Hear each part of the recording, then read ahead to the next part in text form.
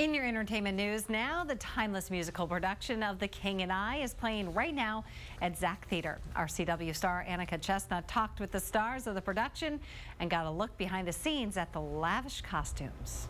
Thank you so much for being with us today. Can you tell me a little bit about how you prepared for this role in The King and I?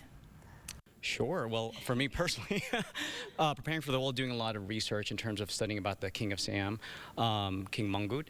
Also watching the movie itself, it was such a great tool. Watching Yul Brynner perform the role on the movie was such a magnificent work of art that I don't know how else I could have not portrayed that. But his actions, his acting, his demeanor definitely gave me a lot of clues of how I should play this role.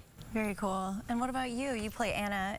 I think there is sort of a, it always makes me a little nervous because a show like this, that's a classic that so many famous people have done, people have a certain level of expectation that I wouldn't want to disappoint, and so, but I also don't want to feel like I'm mimicking anybody else's performance, and I'm bringing something of myself to it. So hopefully we've done that. Yeah, I think so. The costumes, they're so elaborate. Which one's your favorite if you had to pick one? The huge dress that we do the famous Shall We Dance scene in, it's not super comfortable to walk around with backstage, but it's beautiful. It's I think one of the biggest costumes Zach Theater has ever built. It couldn't fit in the costume shop, and they had to build it actually in the lobby. So Mel, he doesn't have to wear any big skirts. What are your?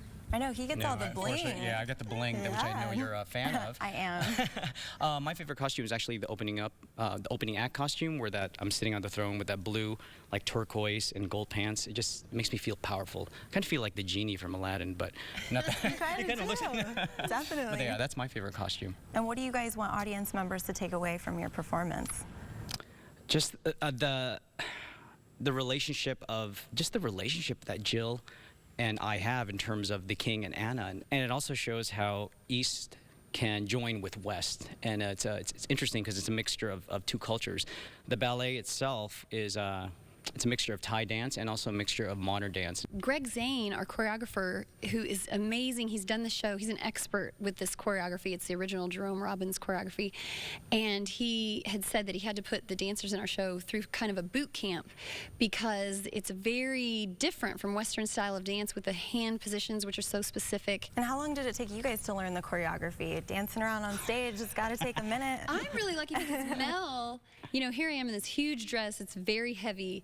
And Mel is so strong, and so he's very good at leading me around, and so I feel like he's doing most of the work. As long as he so as long as he's on, I'm on. All right, well, the production of The King and I is playing in Zach Scott Theater through Saturday. Looks really nice. All right, we'll be right back with more news, weather, and traffic after the